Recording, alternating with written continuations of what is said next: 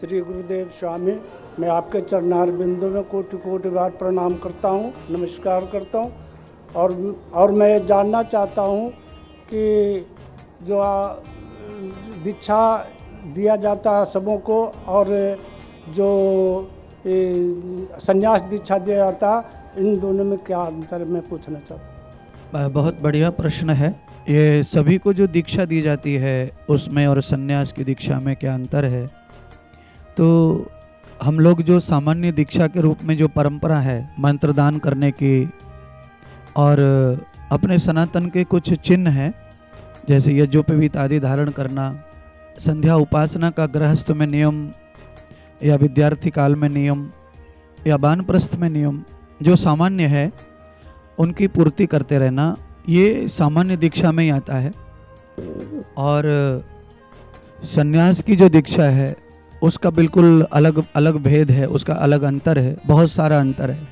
नियम तो सामान्य दीक्षा में भी होते हैं, पर संन्यास की जो दीक्षा होती है उस दीक्षा में जो विधि होती हैं, तो उस विधि में श्राद्ध करना है, तर्पण करना है और खुद को दिगंबर बनाना है, मुंडन करना है, मोड़ना है। और उसमें जहाँ हम जन्म लेते हैं जिस माता पिता के घर में, उस घर पे नहीं जाना है और उस घर के कार्यों से जुड़े नहीं रहना है। तो ये संन्यास में इस तरह का भेद आता है, संन्यास में ऐसे नियम आ जाते हैं।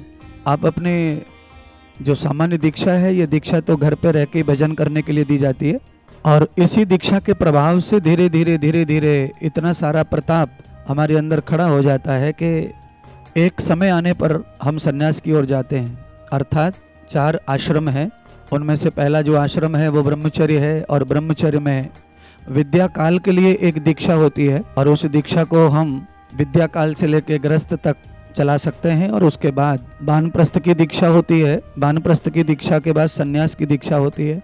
तो ये आश्रम क्रम से अगर हमें जाना है तो ऐसे भी संन्यास की दीक्षा होती है। और एक संन्यास की दीक्षा ऐसी दूसरी होती है कि जिसमें हम ब्रह्मचर्य काल से ही, विद्या काल से, यानी छोटेपन से ही डायरेक्ट जो है हम संन्यास का न्यास कर सकते हैं और उस तरह की दीक्षा भी हम ले सकते हैं।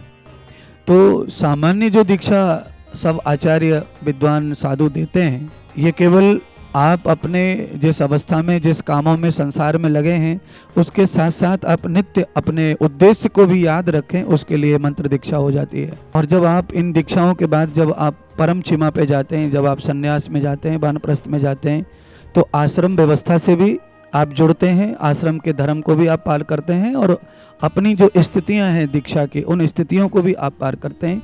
तो संन्यास की दीक्षा अलग होती है और एक शिष्य बनने का सामान्य दीक्षा जो है ये अलग होती है। दोनों में अंतर है और दोनों के लिए नियमों का भी अंतर है। धन्यवाद।